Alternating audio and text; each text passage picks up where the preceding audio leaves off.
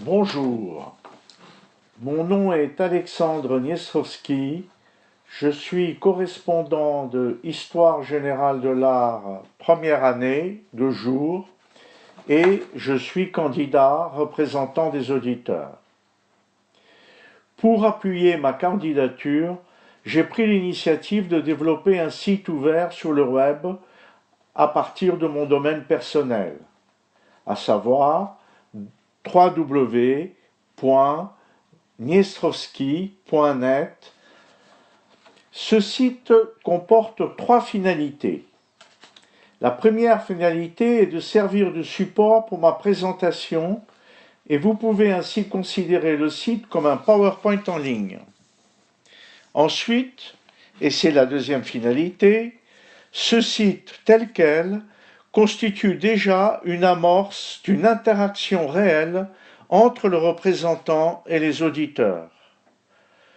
Le représentant peut véhiculer des messages et des informations, les auditeurs peuvent exprimer un retour via le formulaire Votre avis. La troisième finalité est de montrer une esquisse fonctionnelle d'un possible espace des auditeurs. Au cas où je serai élu représentant, je compte faire des nouvelles éditions de ce site afin de maintenir le contact avec les auditeurs et les tenir informés. Le site comporte 5 pages. La page d'accueil, c'est Votre avis. C'est un formulaire comportant 2 questions en format libre et non obligatoire. Qu'attendez-vous de votre représentant et quelles sont vos priorités? Dans le formulaire, il y a une notice explicative. La deuxième page, c'est la proposition. Ça rappelle les grandes lignes du plan de modernisation de ma fiche de candidature, qui consiste à renforcer le présent et préparer l'avenir. Il y a dans cette page quelques éclaircissements supplémentaires. La troisième page, c'est la vision du rôle. Cette page décrit ma conception du rôle du représentant en tant que candidat et je vais maintenant un peu la détailler. Imaginez un triangle dans lequel votre représentant est à l'intérieur. En bas à gauche, vous avez les auditeurs.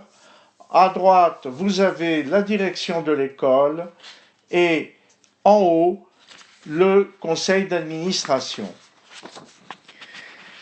Dans la relation du représentant avec les auditeurs, mon objectif est de bâtir une communauté articulée et dynamique. En effet, force est de constater que les auditeurs sont dispersés dans le monde physique, sans articulation, et nous sommes comme des pièces détachées.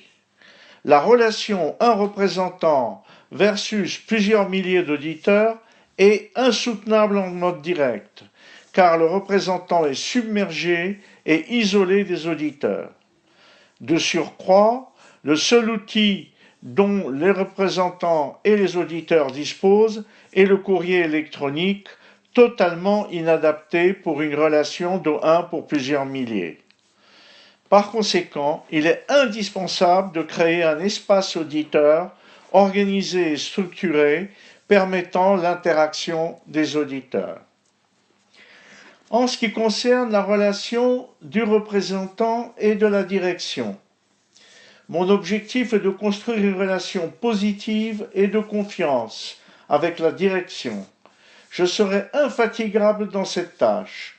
Pour cela, si je suis élu, j'entreprendrai les démarches préalables suivantes. Prendre connaissance de l'ensemble du périmètre de l'école, auditeurs, élèves et aussi la recherche, rencontrer tous les acteurs, la direction et les collaborateurs ayant une interface avec les auditeurs et, dans la mesure du possible, je voudrais également rencontrer quelques enseignants. Si vous m'accordez votre confiance, j'entamerai le dialogue avec la direction afin d'articuler notre plan modernisation avec des objectifs et plans de la direction, une sorte de synthèse. Et le but est de définir des actions concrètes dans un esprit gagnant-gagnant. En ce qui concerne le conseil d'administration, mon objectif concernant le conseil d'administration est d'essayer d'être un administrateur pertinent. Ça, faut le conquérir. Grâce à l'appui permanent des auditeurs et fort de mon expérience dans la conduite du changement et la transformation digitale. Je compte défendre énergiquement notre plan de modernisation qui est la raison d'être de ma candidature. Pour finir, sachez que je compte exercer pleinement le rôle d'un administrateur, car je considère que c'est un poste de responsabilité et un engagement qu'il faut honorer. Si vous m'accordez votre confiance, je serai proactif et par exemple, j'entrevois dès à présent de proposer à l'ordre du jour du Conseil 2 questions stratégiques concernant les auditeurs. La première, c'est la question de la fidélisation des auditeurs. Et la deuxième, en cas de disruption majeure, c'est-à-dire un changement de paradigme, une sorte de Netflix qui s'impose au niveau de la formation, comment l'école serait-elle impactée, notamment côté auditeur. Ensuite, vous avez une page Qui suis-je. Cette page contient une description détaillée de mon cursus éducatif et professionnel.